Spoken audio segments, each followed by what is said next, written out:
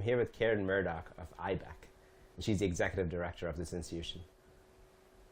So Karen, can you tell us a bit about IBEC? Okay, so first off, IBEC stands for the International Business and Entrepreneurship Center.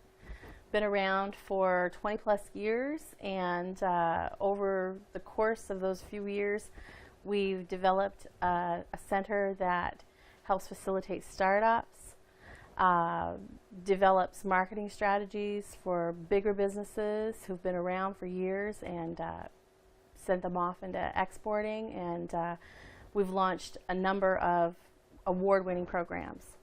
Cool. So this is primarily for UNB students? It was initially. I mean, that is my primary focus, UNB business students, and I guess since I've been here, I've really tried to reach out to engineering, computer science, arts, try to, I guess, global domination, take it over, and be able to help out those students too with ideas. But I've been partnering with University of Moncton on several projects for about 15 years, as well as our sister campus, UNB St. John, and Crandall University, which used to be known as the Atlantic Baptist University.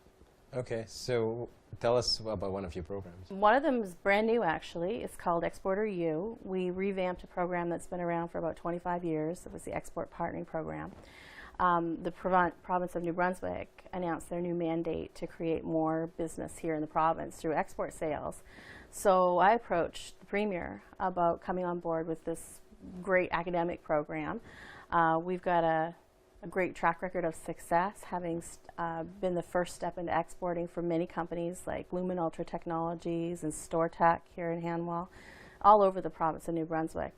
And they were really keen, and we actually launched that last Wednesday with Premier Allward and several of his ministers at the WU Conference Centre, with 22 students from University of Moncton and 14 students from the University of New Brunswick. Congrats, that's pretty exciting. Yeah, we were really excited, really thrilled at the turnout. We've accepted 10 clients from New Brunswick this year in a pilot, and we actually had 22 apply, and we're hoping for 10 times that many next year. So you mentioned a few companies already that are quite successful right now. Tell us about some companies that are coming out. Well, in one of our other programs, Activator program, for example, we started that. We're in our 7th year. We sort of came up with Sean Graham's mandate to become a self-sufficient province. We thought that was a great opportunity to launch Activator, because it's all about self-sufficiency. We were looking at entrepreneurs in the province who had ideas and maybe not the business sense to commercialize them, or even our own technologies here at UNB that were sitting on the shelf because the researchers are researchers. They're not interested in making a business. Well, we've got the talent here at UNB. So we decided to create this program partnering our MBA students with these entrepreneurs or the technologies over a course of a year, and taking 4 courses. They create a team out of engineering students, computer science, wherever the expertise is that we need to make this business happen. And we've started companies. I guess we've worked with 18 startups in the 7 years. We have more than half of them who are up and operational. Some of them have actually sold their license. But one of them that I'm particularly proud of is called No Charge. And that started out as a conductive paper technology here from Dr. Ng. The 2 master's students who led the team are now the CEO and CFO, I believe. And they have a factory now in its 3rd year open in China and 4th year here open in Fredericton. That's great. Yeah, I've heard of No Charge. Yeah, Rob Morrow is the lead on that, so we're really proud of them. That's great. So they completely started out of this program. Out of Activator, yes. That's great. Yeah. So you have another group of people in the program right now? We have 4 technologies that we're working with this year. We have Selenium Genomics, which is a GM potato based up here at the RPC building at BioAtlantic, being led by an MBA. We have a social project that we're working with, the Fredericton Food Bank, which is really exciting. They have come up with a profit model to start a fish farm at their property, the old Green Village And we've worked with them with a feasibility study. We have 2 leaders, one from Renaissance College and one from our MBA program, that are helping them become self-sufficient. And let me see, the next one is Padawan. And that's from an entrepreneur I ran into down at the Cedar Tree a couple of years ago, Robin Baitborup.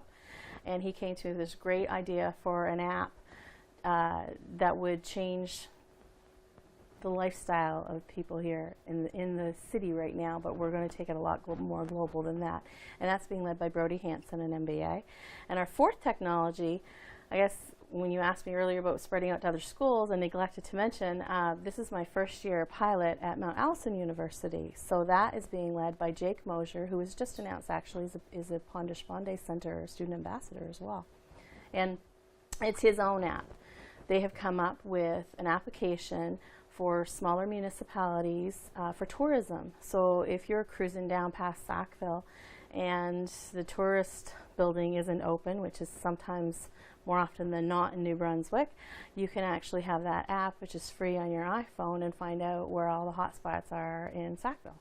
That's great, especially in a place like New Brunswick or the Maritimes, where things are kind of spread out. Absolutely. Yeah. Find your market, and you don't necessarily have to take over the world.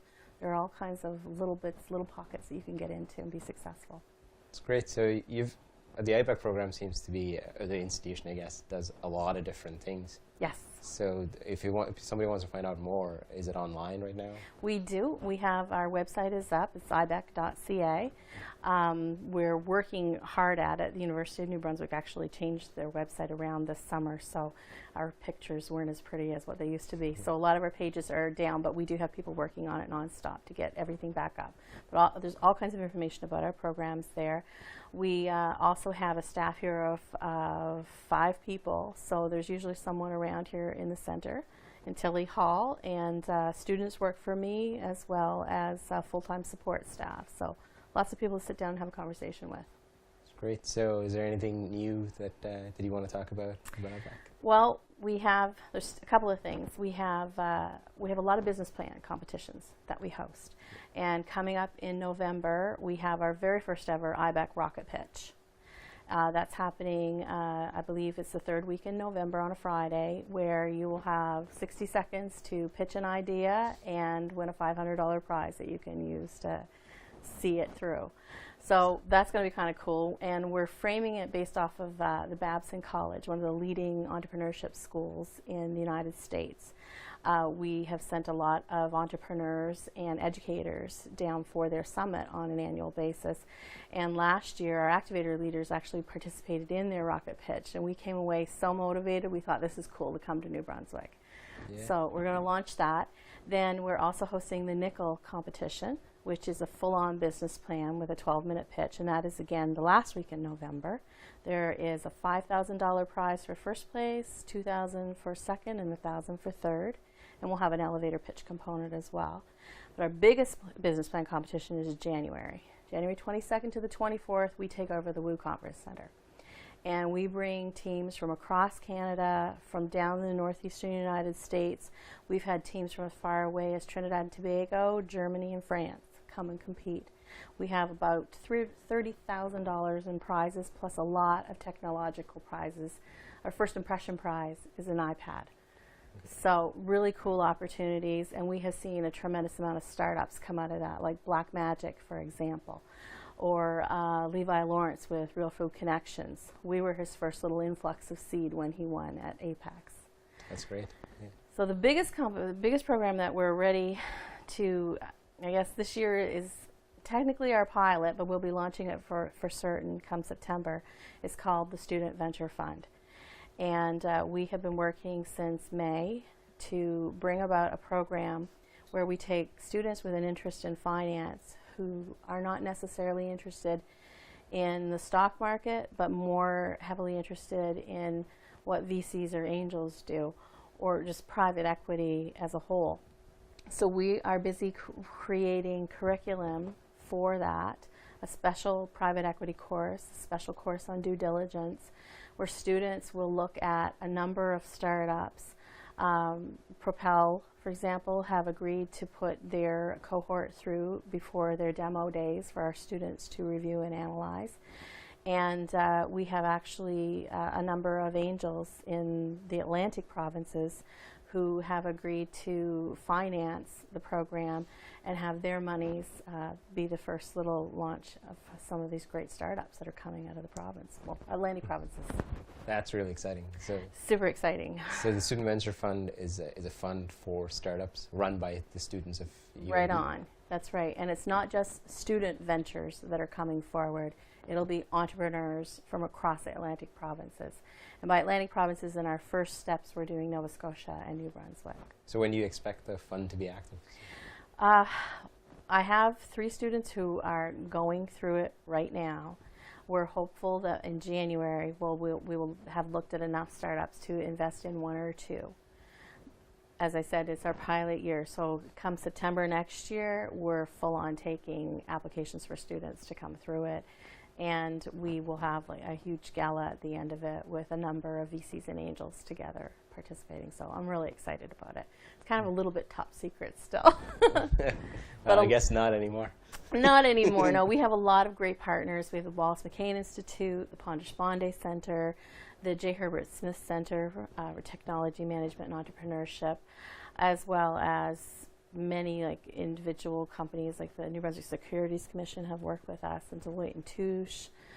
There's a lot, and I'm probably forgetting some. So it's great. That is really exciting. It's very interesting too. It's kept us busy. Yeah. It's great. So final question. Yes. If you have to give advice to somebody who's thinking of becoming an entrepreneur, what would you tell them? Jump in. Feet first, head first, however way, just jump in. The culture right now is so supportive, and 10, 15 years ago, if you said to me that you wanted to be an entrepreneur, I thought, okay, he's a little too lazy to go out and find a job, or you're unemployed, and that's been cast away. That's been cast away. And there are centers like mine, and centers like the Pondish Bonde Center, and the Wallace McCain Institute, and Durandra Shukla, J. Herbert Smith. We're all there with safety nets. We're not holding the same one. We each have our own separate safety nets. So now is the best time in the world to go out and take a risk and fall flat on your face and get up and dust your knees off and start over again, because we're all here to support. Take advantage of that. That's great. And thank you for your time, Karen, and good luck. Thank you very much. I appreciate the opportunity to brag about some of our great successes.